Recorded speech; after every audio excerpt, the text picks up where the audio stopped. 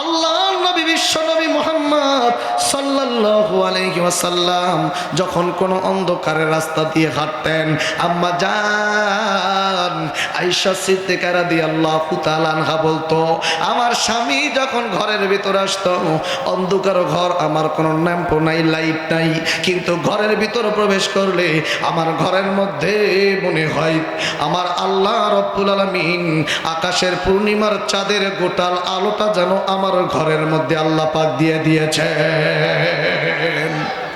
আমার ভাইরা বন্ধু, নূর পাবে কিছু সংখ্যক মানুষ দুনিয়াতে যারা চলবে, যারা 5 ওয়াক্ত নামাজ পড়বে, যারা আমার আল্লাহর ইবাদত করবে, যারা আমার আল্লাহর পথে যারা চলবে, যারা ঈমান ও আমল নিয়ে যারা চলবে, আমার নবীজি ডাক দিয়ে বলল এই সমস্ত উম্মতগুলোকে যারা দুনিয়াতে আল্লাহ এবং আল্লাহ রাসূলের আদর্শ নিয়ে যারা চলবে, কিয়ামতের ময়দানে আমার আল্লাহ ওই মানুষগুলোর জন্য আমার আল্লাহ বলল যারা দুনিয়াতে আল্লাহ এবং আল্লাহ রাসূলের সৈনিক হবে, তাদের চেহারা কিয়ামতের ময়দানে আমার আল্লাহ বলেন নূরের মতো জ্বলতে থাকবে। জোরে কান সুবহানাল্লাহ।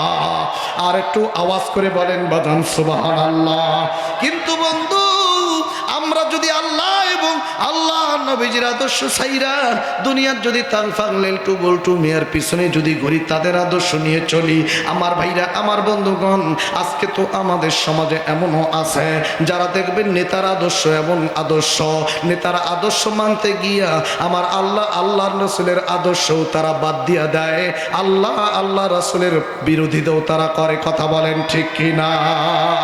কিন্তু বন্ধুরে খুব মনোযোগ দিয়ে শুনবেন, পরিষ্কার ভাষায় একটা কথা বলে যাই, আজকে হয়তো যাদের আদর্শটি আপনি চলছেন, আজকে হয়তো যেই নেতার পিছনে আপনি ঘুরছেন, যেই নেতার আদর্শ নিয়ে চলছেন, বন্ধু এই নেতা কিন্তু কিয়ামতের ময়দানে আপনাকে চিনবে না।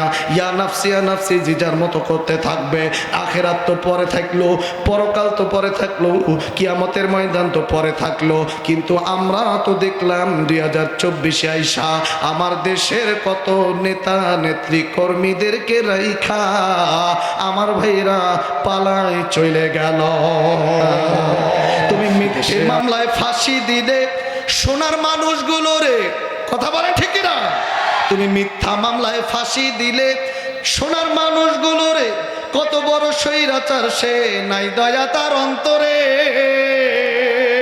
তুমি মিথ্যা মামলায় ফাঁসি দিলে সোনার মানুষগুলো রে, কত বড় স্বৈরাচার সে, নাই মায়া তার অন্তরে।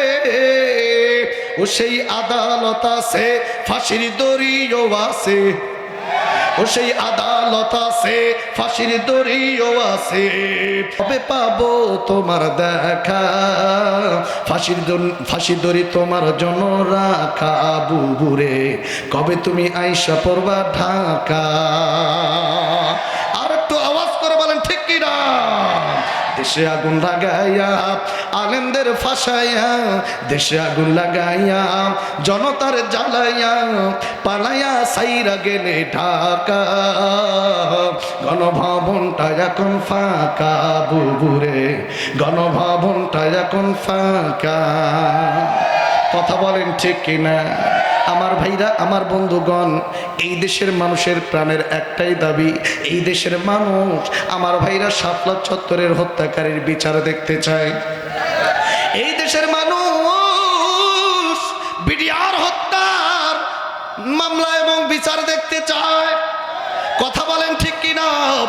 আমার ভাইরা বন্ধুরে, এই দেশের মানুষ নিরপরাধ মানুষদেরকে হত্যা করার বিচার দেখতে চায়। এই দেশের মানুষ 24 আন্দোলনের ছাত্র হত্যার বিচার দেখতে চায়। বাংলাদেশ জামাত ইসলামের অসংখ্য নেতাদেরকে বিনা অপরাধে ফাঁসির কাস্টে হত্যা করার বিচার বাংলার মানুষ দেখতে চায়। কথা বলেন ঠিক কিনা?